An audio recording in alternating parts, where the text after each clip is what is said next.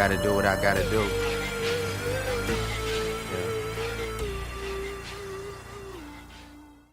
Hey everybody, welcome to episode 3 of the MMA Rundown. My name is Ben Gordon, and this week we're going to be discussing a lot of stuff based around UFC Fortaleza.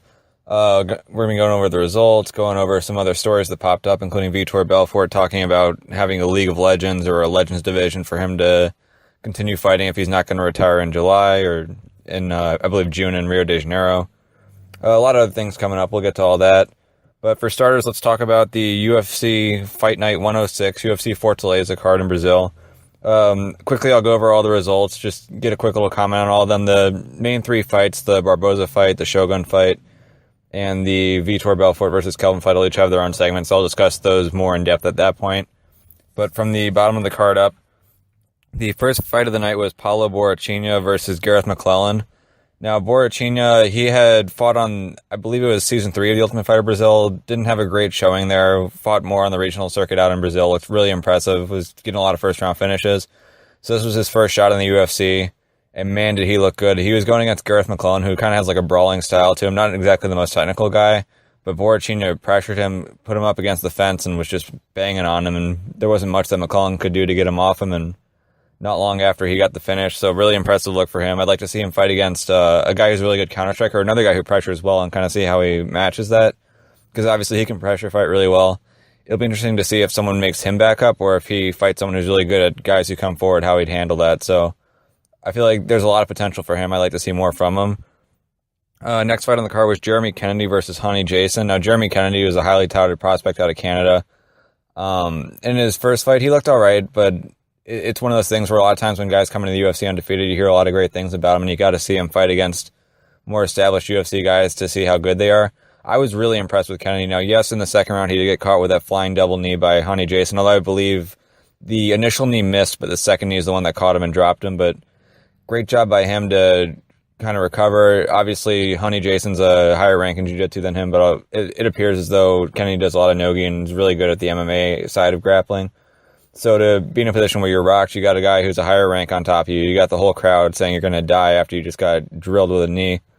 To maintain composure, I mean, he did pretty good after that point in the round after he was able to get up. And then obviously in the third round, he won the first round as well. I like what I'm seeing out of Jeremy Kennedy. I think he's going to be a very tough guy to beat. Honey Jason hasn't had a win since 2014 in the UFC. He's a very talented fighter. It's not like he's a bad fighter, but he's losing a lot of close fights or fights where he's having his moments, but he's not getting the finish. So for him, I'm not sure if he's going to be kept around, if they're going to let him go and hope that he gets some more wins on the regional scene before he comes back. But I'd like to see him again. I'd like to see him against maybe a lower ranked opponent and kind of get his confidence back, because he's a really fun fighter to watch, and he's had some really good fights against some really good fighters. The fight after that was Michel Prazeres versus Josh Berkman. Prazeres just swarmed Berkman. Berkman's a very tough guy. It's very tough to finish. He hangs in well. He's very composed. So for Prazeres to dominate like that was very impressive. After the fight, it sounded as though Berkman had retired. He had left his gloves in the octagon. Then that got retracted about 30 minutes later. I was hoping that Berkman had retired, because one of the tough things with MMA is you've got a lot of these guys who don't want to stop fighting even after it's probably time for them to stop. Berkman's not at a point where he's going to be contending for the lightweight or the welterweight belt anytime soon, really ever. So at this point, if you're fighting, you're just kind of fighting to hang on. I don't want to see him take any unnecessary damage at this point. He gets in a lot of really rough fights. He hangs in well. I don't want it to get to the point where he's just getting put out quickly and getting beaten quickly. Hopefully he's got something on the side that he can go to, but I don't want to see him just keep taking beatings like this in the UFC. Next fight was Hani Yahya versus Joe Soto.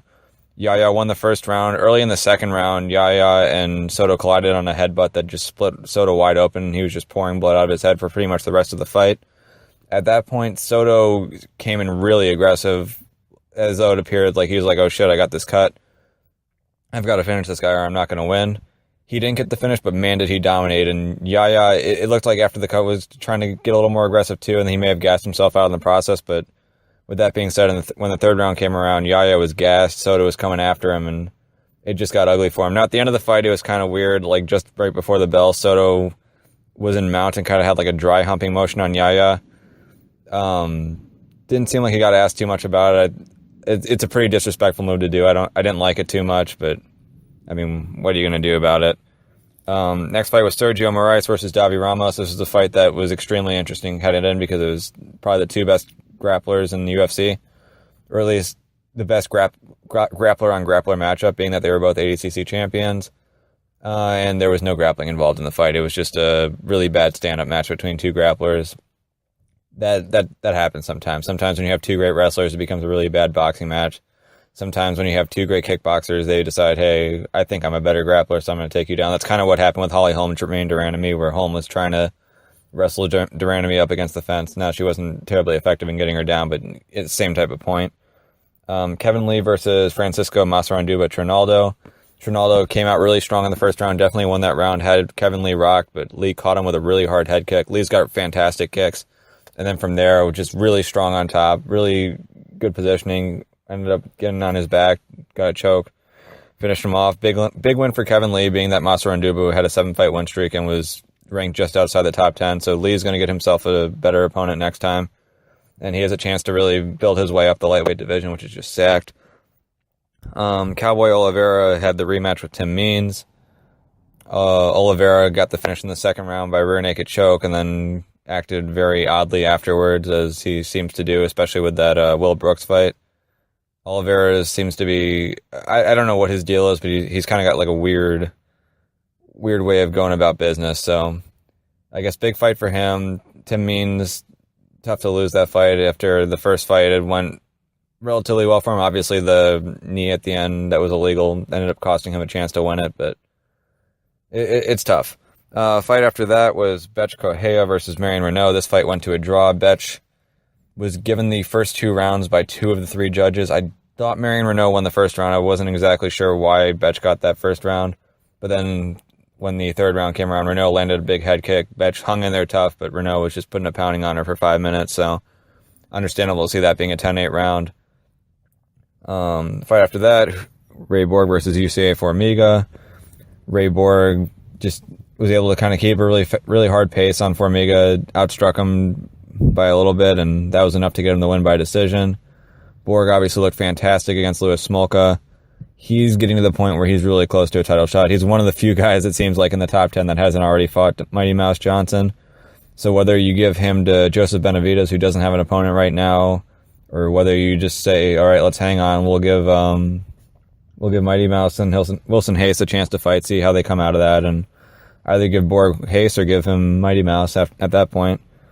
Edson Barbosa defeated Beneil Dariush by flying knee, and a brutal one at that. That was a really hard one to watch if you're a Beneil Dariush fan, the way he went out. He was out on the knee way before he hit the ground. Shogun beat John Vellante in the 3rd round by a TKO, and Kelvin Gastelum defeated Vitor Belfort by first round TKO. For me, the big question with the Kelvin and Vitor fight, that really is always the big question for me whenever Vitor fights, is how did the first few minutes go, and what does that say for the rest of the fight? So Vitor Belfort, even with him being off TRT, his hands are extremely fast. He can still land hard, and when he does land, it can cause big problems. He had a few really good flurries early in that fight against Kelvin where it looked like he had landed or he just barely missed, where it was like, okay, shit, if Vitor does land, he can still win this fight. Kelvin's very tough, but again, Kelvin's still a natural 170. You take a hard shot from Vitor Belfort, or a few hard shots with how hard or how many punches he throws in his combinations, it can be a short night for you. So Kelvin was able to hang tough. He got through it. He landed his own combination, dropped Vitor. Got to the ground. Vitor was really good about covering up. It looked as though that fight was about to be over off of the first time that he got dropped, but Vitor maintained his composure, was able to control Kelvin's posture, killed a little bit of time. Kelvin eventually went back to his feet.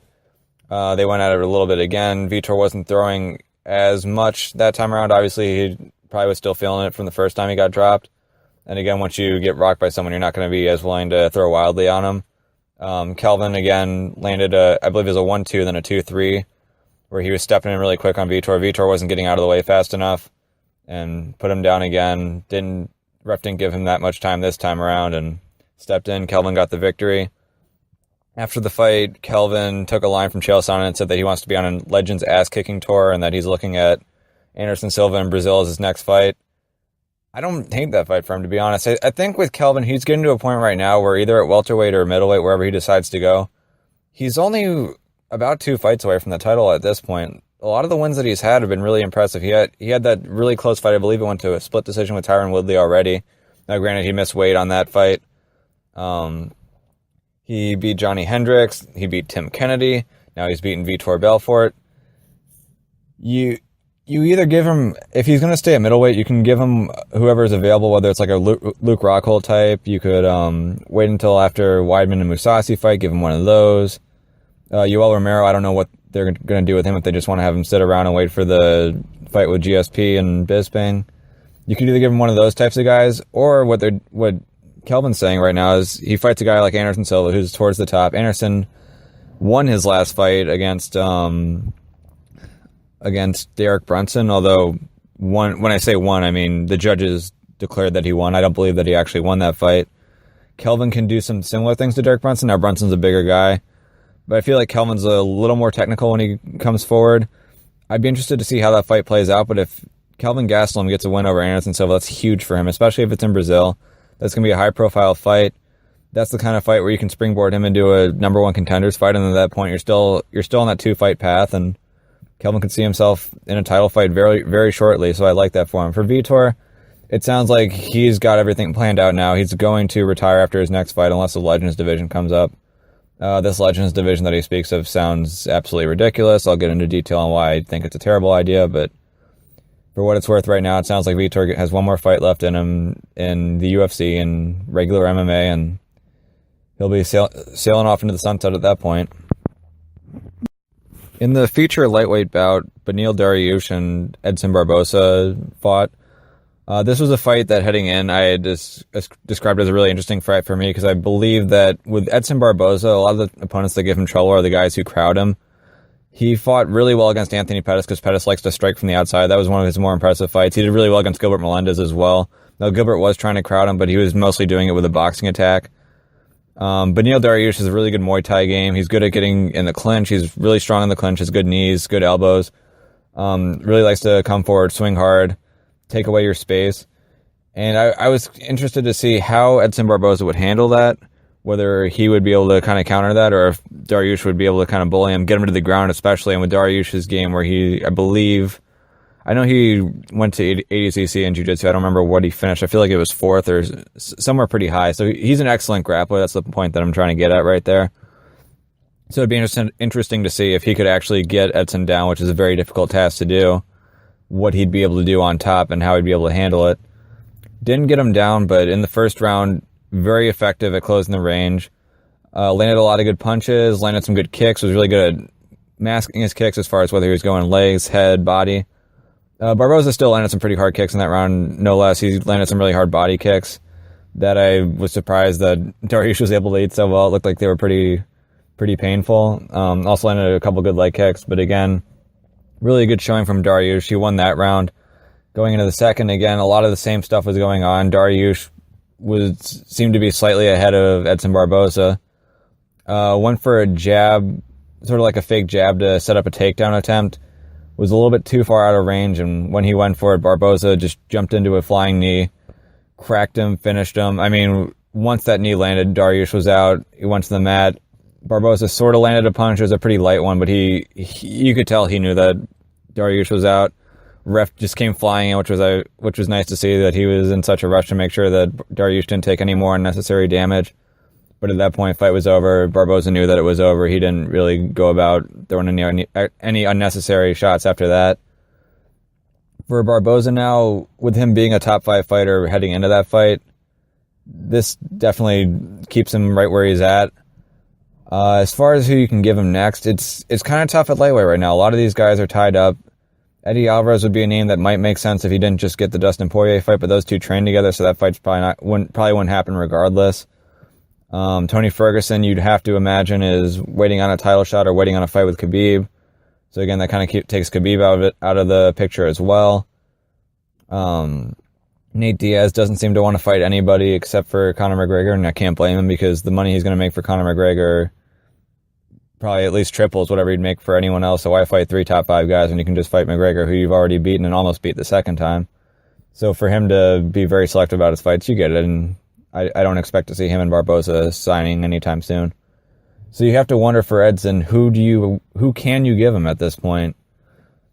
And I feel like, unfortunately, the answer for that is there really isn't anyone. Like, the best case scenario for Edson Barboza is that the Khabib and Ferguson fight somehow gets made for UFC 210.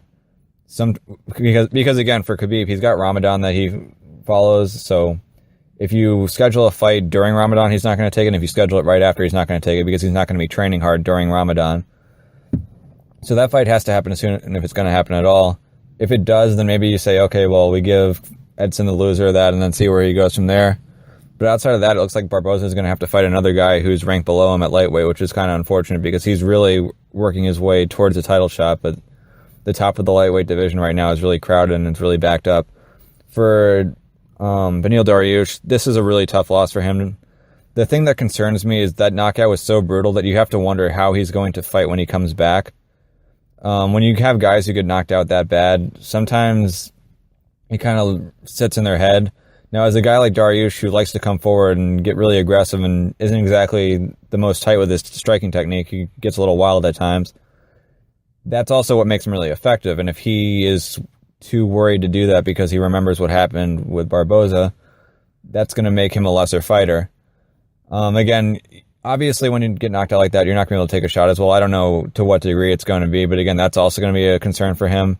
And this isn't the same as Terry Edom, but you remember Terry Edom with the Edson Barboza fight prior to that, how he was a really good up-and-comer, looked really promising, took that knockout, and was never the same, and still isn't the same at this point. So you would hope for Beneil Dariush.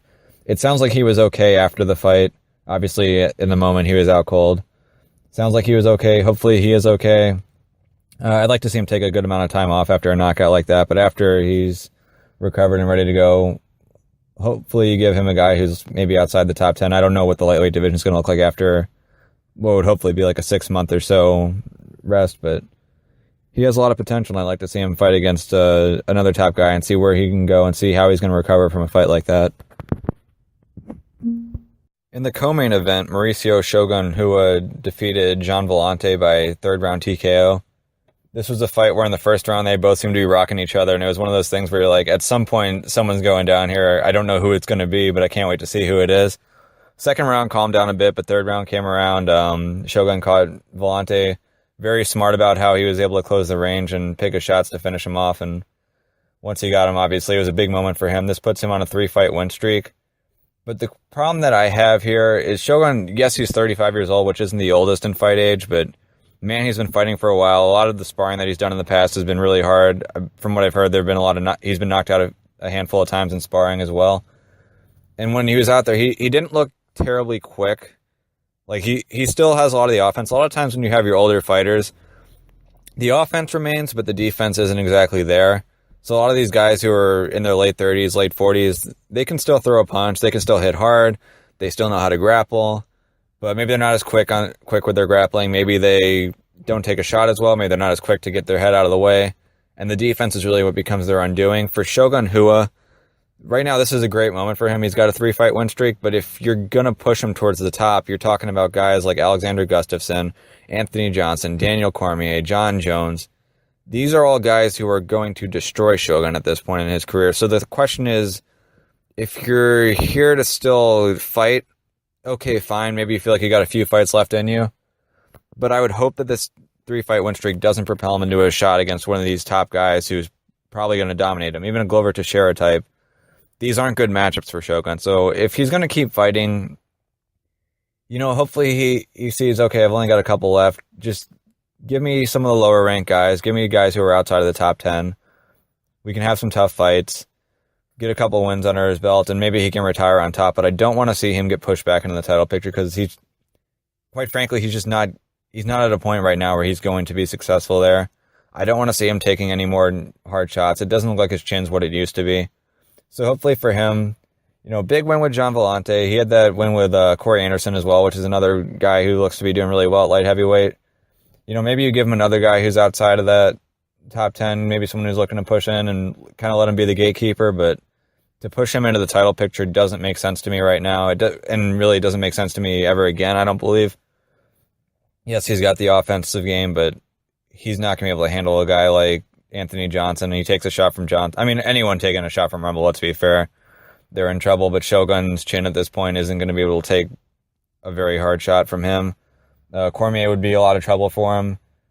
I mean, you name it. Again, Gustafson's range, that's not a good fight for him. There really aren't any good fights for him at the top of the division. So, big win for Shogun. Nice to see him doing well. Nice to see him have a win streak going for 3 fights, which has been the first time since, I believe, back in his Pride days. But let's not jump the gun here and assume that he's ready for another run and a final run at the belt. He's not.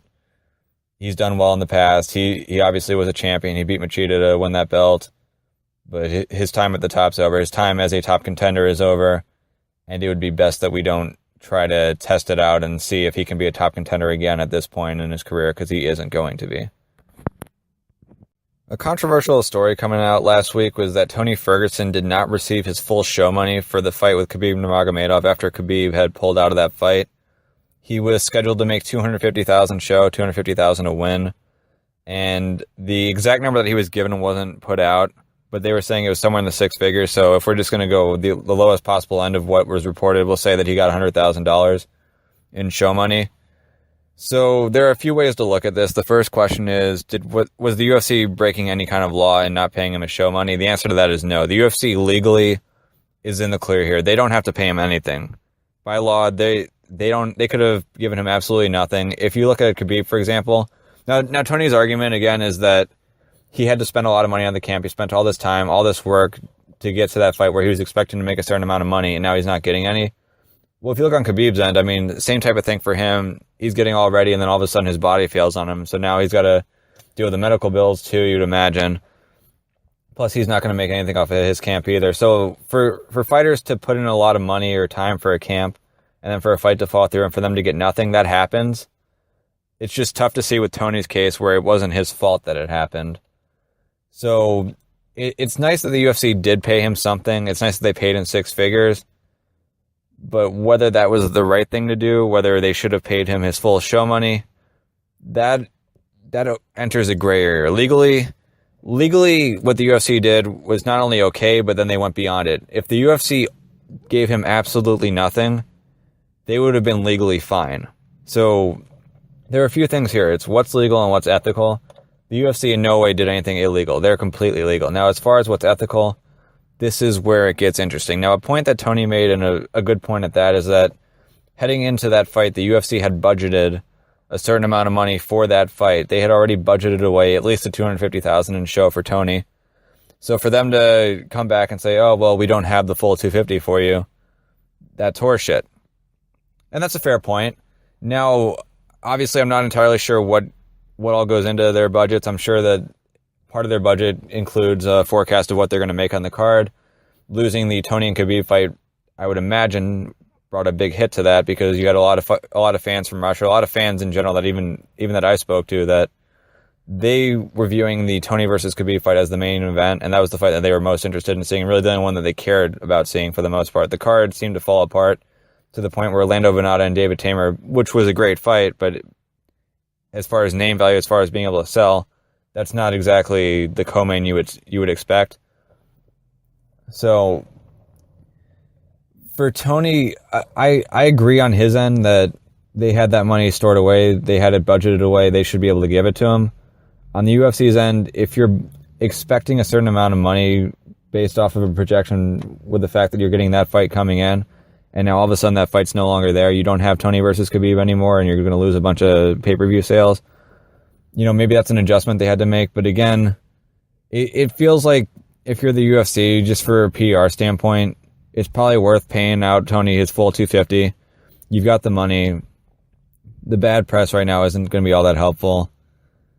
Again, it's complicated. I'd like to pick a side on this and say I'm totally with Tony. Tony got screwed. Tony should have gotten his $250, or to be able to say, hey, the UFC didn't have to pay you anything. Be happy you got at least 100 G's. But I feel like this is a complicated issue. It's good that the UFC is paying something. It's good that they're helping out a little bit, but I can definitely understand why Tony would be upset that he did absolutely nothing wrong. He made weight. He prepared. He did everything he could to be ready for Khabib. Khabib, no shows, and now all of a sudden, not only is he out of an opportunity to win the $500,000 and then get the interim belt, which then gets him a huge title fight, which guarantees him a title fight with Conor McGregor, but now he's getting about $100,000 and doesn't really get anything for it.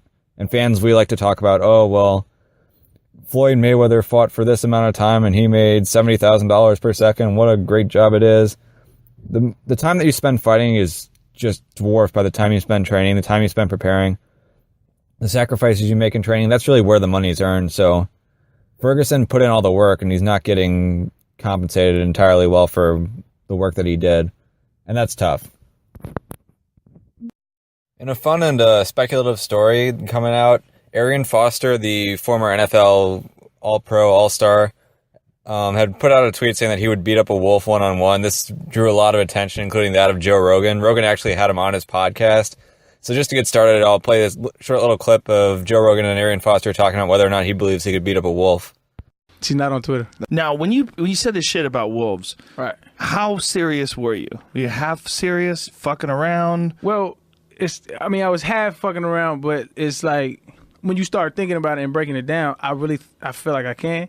But like, everybody thinks like I'm talking about, like everybody, like especially on Twitter, like they're posting these big ass wolves with these 200-pound plus wolves. I'm like, all right, listen, like those are rare, right? So like I'm not the biggest human on earth, and you gonna give me a picture of the biggest wolf you can find? Like it's not fair. It's not fair, right? So Google average wolf size, and I feel like if it was, my life was dependent on it. Like, you have to think like that, right? If you run into a wolf and he's threatening you and you like, I can't get him, you dead. So, well, I feel like if you had something on you, you'd have more of a chance. I would have some sort of a knife, something.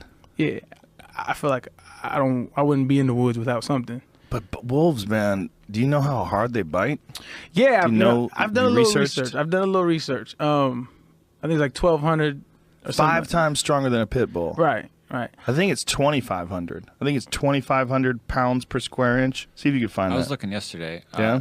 I think it said a mastiff was stronger than a wolf, which is weird. It wasn't in the top 5. Big fucking but dog. Alligators and crocodiles were stronger than that. A gorilla was stronger. The gorilla's bite stronger than that? Wow. Yeah. Nature's a scary place, man. Yeah, that's why I'm surprised that you think you could take a wolf. But like, I'm not out here trying to hunt wolves. I'm just saying, in the event, if I catch an avid, like if you look at like a gray wolf, right? Mm-hmm. They small compared to me. Well, they just shot one that was 182 pounds in Minnesota. Did you see that one? That's a big. Yeah, everybody gave me that picture. The size of a fucking bear. That's a big one. Yeah, it was a big wolf. So if like that's on this side of the spectrum, if you go towards the middle. So what do you think? Like what size? Like 100 pounds? You can fuck up a 100-pound wolf? I think so. Yeah. I just do, man. You know you're gonna take some damage, right? But you think you're gonna come out ahead. I'm not gonna come out like Superman. I got right. It's gonna hurt. It's definitely gonna hurt. Yeah, I mean, I might bleed out afterwards. Who knows? But you think you win overall? Yeah, I do. For the fun of it, I figured, hey, might as well break down the fight, see what the wolf has going for it, see what Arian Foster has going for him, and kind of come up with a prediction and see who I think would win if they actually did fight. So let's start off with the wolf. What does a wolf have going for it? For one, it's a killing machine. It doesn't have the ability to punch. It doesn't have the ability to kick. But it does have one thing that's very good, and that is biting. So range-wise, not the best, but if it gets inside its range, it's lethal. So if you're going to have to fight a wolf, you're going to have to be able to keep it out of range, and you're going to have to hope that if it does get a hold of you, that it's not grabbing onto lethal parts. Maybe it's grabbing onto your ankle, and you're still able to fight through it. But again, if a wolf gets its jaws on your ankle, you're still pretty fucked. It's going to be able to do a lot to you, so it's not exactly the best position for you to be in. So if you're looking at the wolf, what does it do well? What it does well is it can charge at you really quick, really strong off its back legs, can spring forward really fast, get a good rush on you. Arian Foster, as an NFL running back, has had linebackers do that type of thing to him, but again, a wolf is made for that. Arian Foster is not.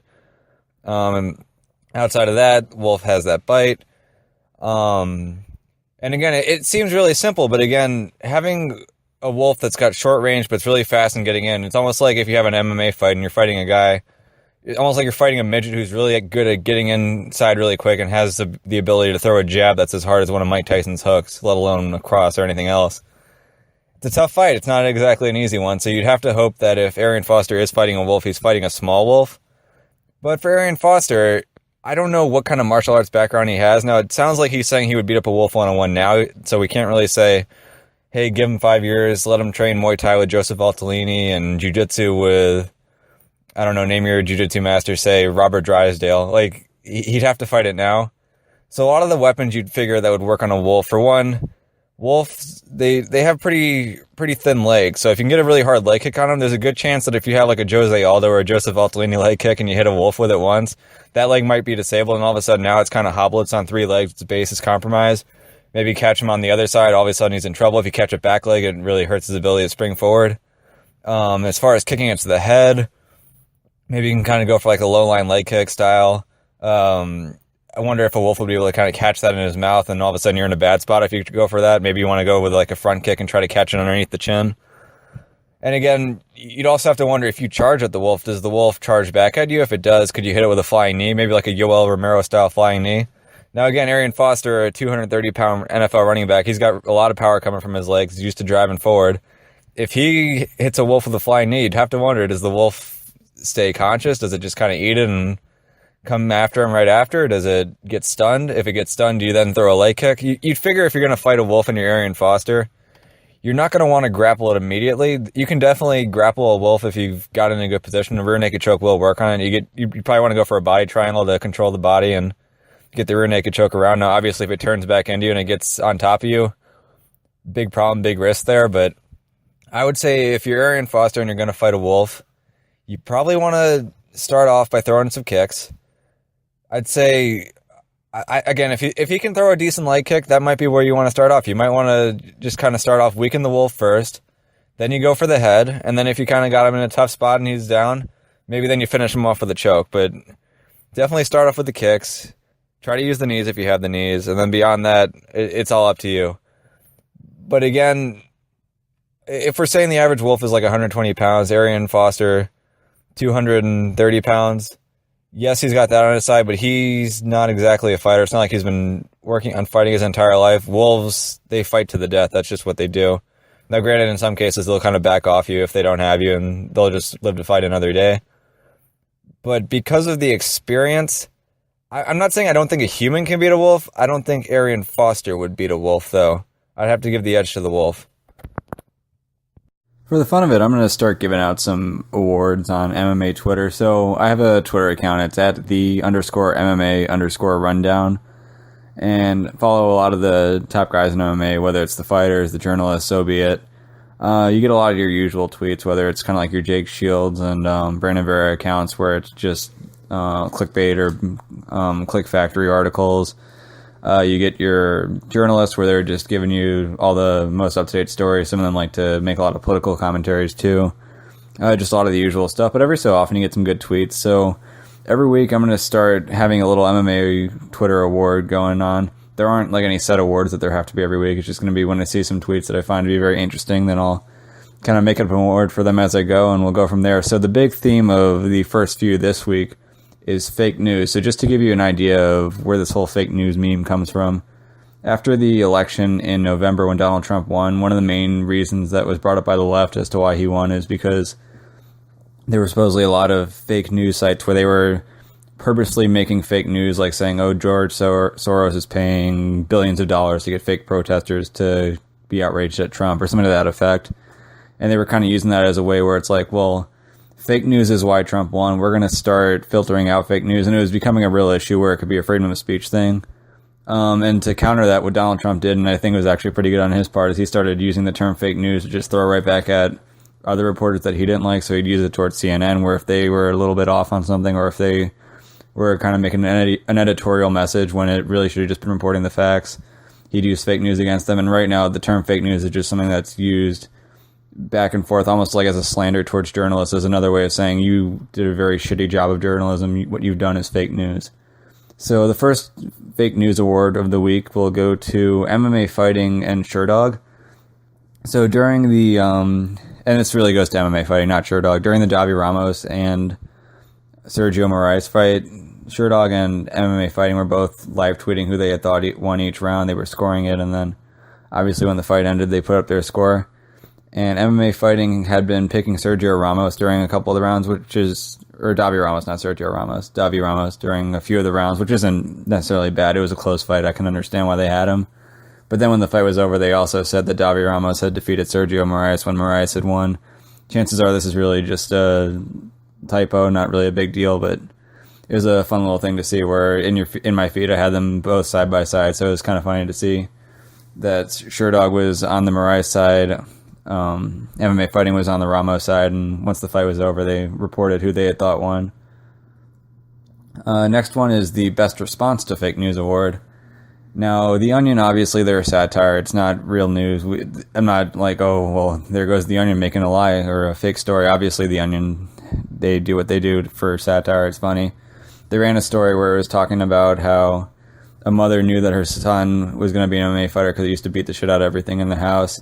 And the picture they used was that of Cody Garbrandt. So Cody Garbrandt got a hold of this and responded to it, and his response was just, "This is all bullshit, and that's not even my mama," laughing. And then he had like a middle finger emoji. So I thought that was pretty funny. And then there's the Fake News Watchdog Award, which goes to Front Row Brian, who absolutely loves to use the hashtag fake news. And I'm using hashtag fake news in the video as well because I'm not... Hashtag fake news and actual fake news can be a little bit different. The hashtag is kind of like more of like the meme side of it. But Mark Raimondi had said that Mackenzie Dern missed weight, and Front Row Brian disagreed with that. He said, "More fake news. The bout agreement she signed when she stepped on the scale said 120. She made 120. Didn't attempt to weigh in at 116. And this also kind of spurred a longer conversation. I'll just kind of read you through just in case you're listening.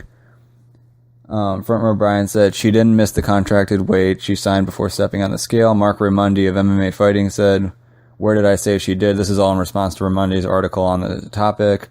Front Row Brian responded, "You said unable to make contracted weight. The contracted weight when she stepped on the scale was 120. She made it." Mark Raimondi said, "Unable to make contracted weight, so it was changed to catch weight. That's what happened. Stop trolling." And then after Front Row Brian responded to that, Jonathan Snowden stepped in and said, "Hey, do you still work for Flow?" Now, that seems like a decent dig at him, but he does still work for Flow, so I'm not exactly sure what the point Snowden was trying to make is. But again, Jonathan Snowden is like the Skip Bayless of MMA, so if he says something that's factually untrue or doesn't make a whole lot of sense, that's really not a surprise. Next award is for bad trash talk. So during the MMA Awards, Luke Rockhold had said that he is going to take a detour straight into Michael Bisping's ass. Yeah, I guess that's a term you can use. So Bisping's response was, I guess he's just sexually frustrated, take it elsewhere. And Luke Rockhold's response to that was, "I only put the ass there to accentuate the bitch I put before it. You're pathetic." So I guess he was saying he was going to take a detour into his bitch ass. I don't know. That's some pretty basic stuff that you'd almost feel like you'd be hearing in kindergarten. It's not good at all. On the positive side, this comes from boxing. It was tweeted out by Critic Bo. Victor Ortiz, speaking to Brandon Rios, had said, "Can you even speak?" Brandon Rios' response was, "No, but I can fuck you up." That's funny. It's short, it's to the point, but it's pretty funny. I like that. The Bad Synergy Award. This is for Joseph Benavidez, who... Now, again, MMA is a little different than most jobs, obviously. If you have a big issue with your boss in MMA or in a fight sport, that can actually sell really well. It can be a positive, whereas in a more corporate setting, it would be a negative. So there was a tweet from MMA and a rapper saying, at Jojutsu, which is Joseph Benavidez, cough, "The only one who should be fighting for the belt, cough, officially has no one to fight in the top 10 of the division," which is referencing Joseph Benavidez. They're saying that he's the most deserving of a title shot, and he doesn't even have a fight, and the other top guys are all booked up. And Joseph Benavidez' response was, "Shit is fucking ridiculous," and then tweeted at Mick Maynard. Mick Maynard, of course, is his boss and the matchmaker. So, again, not a great idea, not a great look to be ripping on your boss on Twitter in general, but to rip on your boss on Twitter and then tag your boss into the comment that you were ripping him on. Not a smart move. So, hopefully Benavidez doesn't bite himself or shoot himself in the foot here too much, but that wasn't the smartest tweet on his part. The Trigger and Tyrant Award. This one, it's not a big deal. It really shouldn't be a big deal. Hopefully it gets swept under the rug because it really should. Guilherme Cruz of MMA Fighting had tweeted out that Kelvin Gastelum says he knows how to beat the UFC champion, and instead of typing Tyron Woodley, he wrote Tyson Woodley. That's a difference of an R to an S, which aren't terribly far apart on the keyboard. They're both on the left side of the keyboard. Honest mistake, but knowing how Tyron Woodley likes to make everything about race, maybe he sees this and thinks, oh, would you think I was Tyson Woodley if I was white? So, again, I don't know. This shouldn't be a big deal, but anytime something kind of comes off weird with Tyron Woodley, you never know how he's going to take it. And the final award of the week is the Questionable Retweet Award. So Julie Kedzie has a habit of retweeting a lot of stuff. Most of it's left-wing talking points. A lot of them don't involve a whole lot of logic. Your typical stuff like, hey, here's someone who was in the KKK who likes something that conservatives like. Therefore, if you like it too, you're a KKK supporter. Just that kind of stupid bullshit. But this time around, she retweeted an article asking whether you should spit or swallow or spray it in the air like a tiny whale. So, most of the people I follow are MMA follows, so to have that pop up on my feed, thought it was worth mentioning in here. Over the weekend, Mackenzie Dern fought at LFA against Catherine Roy, or Catherine Roy, however she likes to pronounce it. She is a former Golden Gloves boxing champion. It was Mackenzie Dern's third pro fight. Now, prior to the fight, there was some controversy over her. The fight was supposed to be at 115 pounds. Then they changed the contract to 120. Dern still missed 120 initially and had to go back a second time to hit it. In the fight itself, it wasn't exactly the prettiest fight. Dern got the victory. She won the fight on the feet, really, because she wasn't able to get the fight to the ground in the first and third. Was able to get it to the ground in the second, got to mount, had some good positions, almost had a triangle at one point, but never finished. So that puts her at 3-0 right now. And there are a lot of questions as far as, or really even claims, I should say, that Mackenzie Dern could be the next Ronda Rousey in female MMA. As far as her having a very specialized skill set that's going to be really tough for a lot of girls to deal with. And also having the looks. Now, obviously, Mackenzie Dern, I would argue, is more pretty than Ronda Rousey, but that's neither here nor there. I don't believe that Mackenzie Dern is going to become a superstar in MMA, though. I think she can become big. I mean, you look at a girl like Paige Van Zandt, she's not a champion at strawweight. She's become huge. Mackenzie Dern can become really big, too. But as far as being the next Ronda Rousey, that train has passed.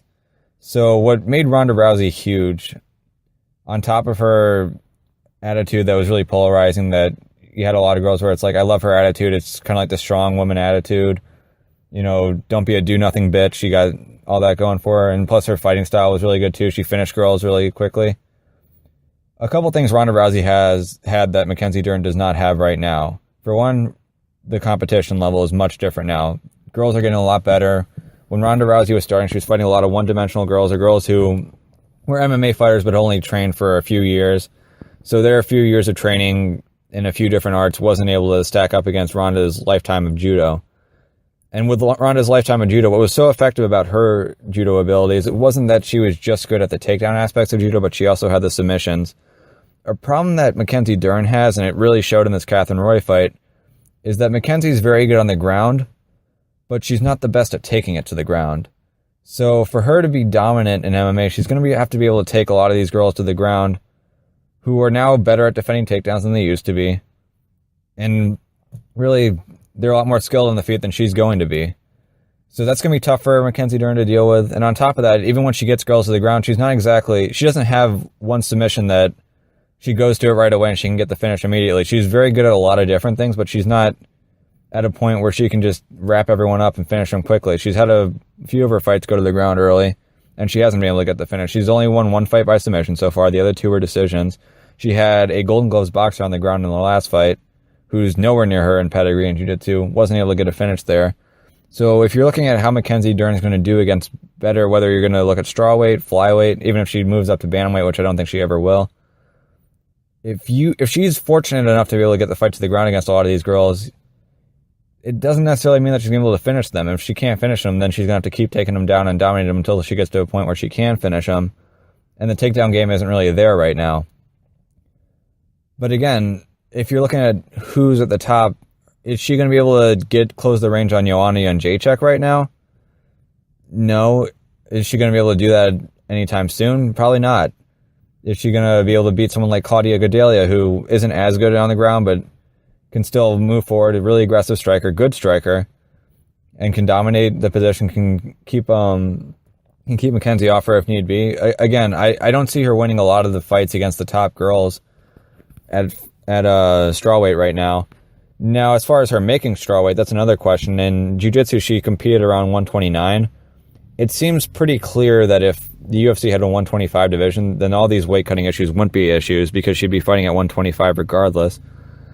You'd like to see the UFC open up a 125 division. I think right now we're seeing a lot of interim belts. In a position where WWE is making these interim belts, you'd have to imagine that the idea of just making a real belt at 125 makes a lot of sense, especially since they're going to be the stars there. Now, if you do have a 125-pound division, you're probably going to get Joanna Jędrzejczyk to move up to it. You're probably going to get Valentina Shevchenko to move down.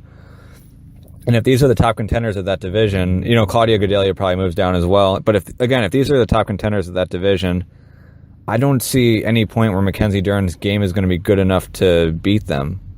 Obviously if she gets any of these girls to the ground, she's got a great chance to finish, but can she get them to the ground? Can she improve her game enough to the point where she's eventually able to do so? I don't exactly think so. There are a lot of different ways you can go about jiu-jitsu. There are people who are really good in jiu-jitsu where they get the takedown, they dominate from the top, they're really heavy top players. There are people who play really well off their back. There are people who kind of good at both but don't really specialize in anything. Mackenzie's not the type where she just takes people down and dominates from top. That's more of like a Davi Ramos type, for example, who had fought Sergio Moraes on this card. Leading up to the UFC Fortaleza UFC Fight Night 106 card, and even more so afterwards, Vitor Belfort was making some noise talking about how he wants to start a League of Legends, a Legends League, a Legends division, so to speak, for the UFC. A way for older fighters to continue fighting even after they're out of their prime. He was saying that at his age, it's really tough to fight for 5 rounds, to deal with, preparing for a 25-minute fight, having the 60-second rests. Really tough to keep up with. So for him to continue fighting, and he really thinks that there are a lot of older fighters who'd be able to get back into it, or older fighters who were hanging on too long that could transfer over to it, that it'd be a great chance for them to keep going. And he thinks that it could revolutionize, as he says, revolutionize the sport. I hate the idea.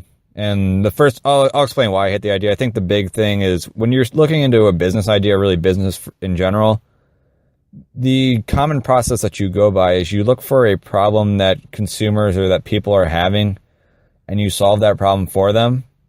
And then in solving it, obviously they're going to want to pay you money. You get paid money, then you expand, you go on from there. In this case, consumers aren't like, oh God, I'm really sad that 40-plus-year-old MMA fighters aren't fighting anymore. I really wish I could see them. It's just so bad that they can't fight anymore. No, this isn't a problem that consumers are having. This is a problem that the fighter is having.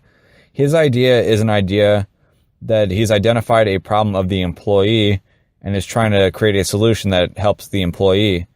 He's not solving a problem for the market and looking for a solution for the market. This is all for him. It's all for people like him. So if you're an MMA fan, why are you going to buy a ticket to an event like this? Why are you going to buy a pay-per-view for anything like this? Why would I want to go from seeing a full contact MMA fight to seeing some old guys who aren't going to be really as explosive, as good? The consequences aren't going to be as dire, and just watch that fight just because they used to have a name or had a name that was big? I mean, sure, there's a nostalgic effect to it, but I feel like a grappling match between Tito Ortiz and Chuck Liddell at Metamoris or at EBI now would be just as interesting to me as an old man's MMA fight under Vitor's rules. Now, if you're looking at Vitor's rules, here are the things that he had talked about. So there would be no elbows or knees. The rounds would be 3 minutes. There would be 30 seconds on the ground before they go to standing, which really doesn't make sense to me because you'd figure that at the older age, the grappling exchanges would probably be the best part of it. And plus, a lot of these older guys have taken a lot of brain damage in the past. You'd probably rather see them grapple, to be quite honest, than see them hitting each other with their bigger gloves. And then also 90-second breaks between rounds instead of the 3 minutes. So again, longer breaks for fans, which, again, you're looking for a solution for the athlete, not for the fan, not for the consumer. These rules, not only is it the combatants wouldn't be as good as regular UFC, but now you're saying that the rule set wouldn't even be as exciting.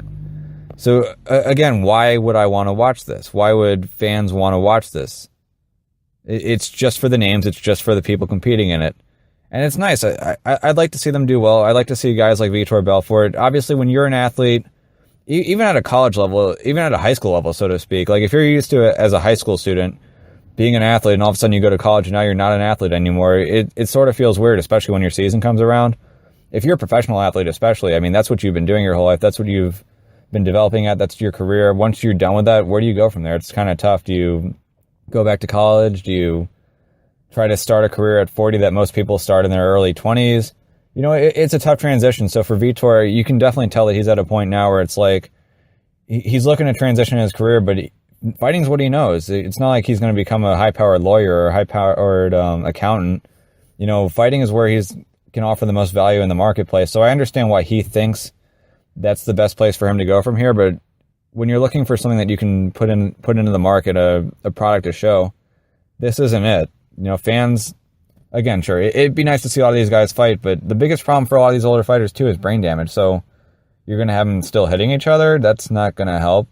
We've looked at, obviously, one of the worst fights that we've had in recent memory, or one of the worst matchups a lot of fans felt, was Royce Gracie versus Ken Shamrock at Belfort.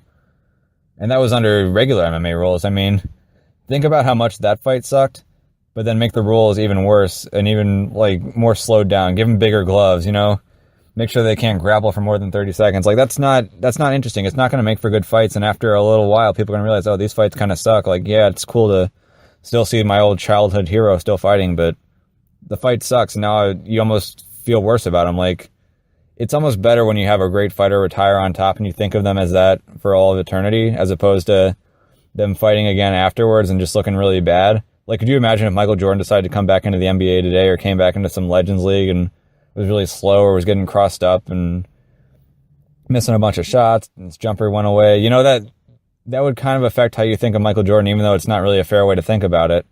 I think for all these fighters, yeah, it's tough. You've been a fighter your whole life. You've been a professional athlete. It's tough to transition, but it's something that you got to do. And creating a league that serves your best interest, not the best interest of the fans, it's not going to be a business success. It's not going to do you any favors in the long run. If you feel like you're no longer going to be able to compete at the top level of MMA, then it sucks, but you got to move on.